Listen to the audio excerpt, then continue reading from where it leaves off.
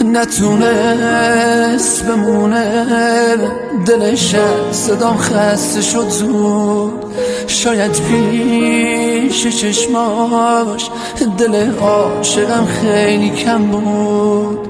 دلم پیشونه آخه اون بی وفا یه روزی عاشقم بود. نتونست نمیخواست گذشته از این عاشق چه آسمون.